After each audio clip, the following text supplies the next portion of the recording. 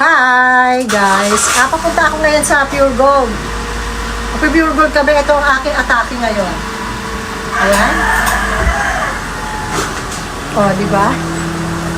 Naka-strap naman tayo. Ayan. With matching. Di ba? Para terno. Terno is life. At ito nga, alis na kami. Punta na kami, sa Pure Gold. Naalala ko si Kay sa kantang ito. Nung nasa Bohol kami.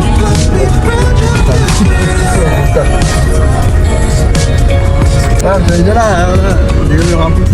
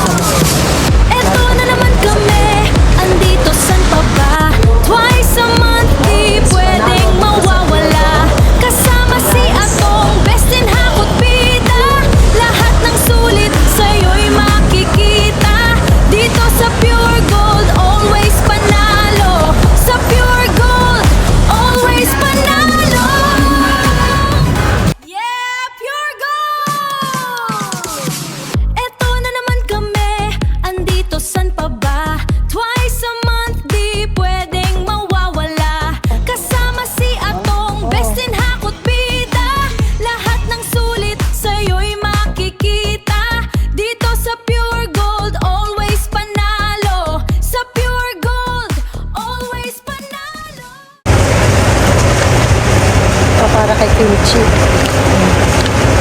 May kimchi. Yeah, Pure Gold! Eto na naman kami, andito san pa ba? Twice a month, di pwedeng mawawala. Kasama si Atong, best in hakot bida. Lahat ng sulit sa'yo'y makikita. At ito nga, tapos na kaming mamili. Naka-best in Hakot Award na naman ito si Atong.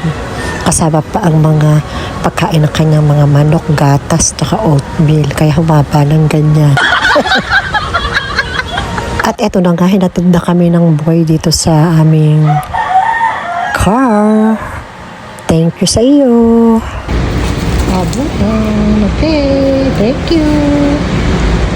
At eto nga, matapos namin mag-Pure Gold, punta muna kami sa Western Union. Sigat na. Dito ako ngayon sa Cebuano at kumukuha ng ayuda. Ayuda sa aking mga social media. Natatawa tuloy si Ganda sa akin. Maaga kami natapos sa Pure Gold. 9 lang. Pupunta kami sana sa Easy Chef kaso mo sarado pa 9:30. Try namin dito sa 8A. Bibili kami ng mga sako bag. So guys, pauwi na kami. Galing na rin kami Western Union. Galing na rin kami sa 8A. Bumili na ng sako bag. Pagas din kami sa Shell. Mahal ng gas. Grabe. Alis na yun. Dumaan pa kami sa Ano? sa tindahan ng manok. Ha? 215. Sigalo. Ayan.